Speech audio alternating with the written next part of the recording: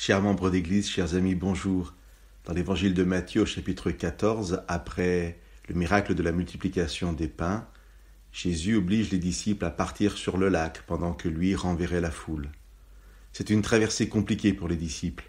Le vent est contraire, c'est la nuit, le bateau est malmené par les vagues.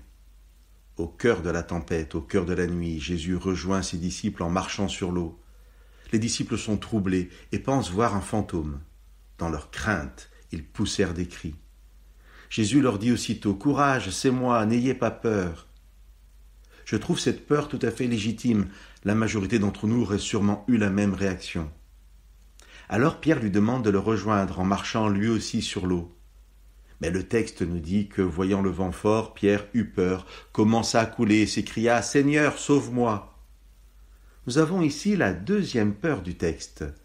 Peur qui existe alors que Jésus est là, qu'il s'est fait reconnaître et qu'il a invité Pierre à marcher sur l'eau. Lorsque Jésus dit « N'ayez pas peur, c'est moi », Pierre est alors capable de marcher sur l'eau, mais très vite, Pierre s'aperçoit que la présence de Jésus n'a pas annulé la tempête. Et la tempête va prendre plus de place dans la vie de Pierre que la présence de Jésus. Que Jésus soit là, cela n'implique pas automatiquement que toutes les épreuves s'arrêtent. Mais la présence de Jésus aurait dû suffire à Pierre pour avancer sur les eaux déchaînées. Et Jésus lui dit « Homme de peu de foi, pourquoi as-tu douté ?» Ce qui est beau de la part de Jésus, c'est que sa réaction est la même après les deux peurs. Celle des disciples qui ont pris Jésus pour un fantôme et celle de Pierre en train de couler.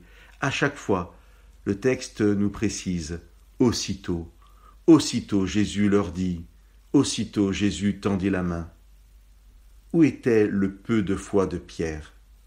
Dans la seconde peur, lorsqu'il voyait Jésus face à lui et qu'il l'avait reconnu, et non pas dans la première où Jésus ne s'était pas fait reconnaître. Chers amis, l'enjeu de nos vies n'est pas d'éviter les tempêtes, nous n'en avons pas la possibilité, ni même d'être super courageux et sans aucune peur au cœur des épreuves. Mais l'enjeu est d'avoir l'assurance que Jésus brave ces tempêtes pour nous rejoindre et qu'il nous invite à chasser la peur de nos vies, car sa présence suffit malgré les vents contraires. Que Dieu vous bénisse.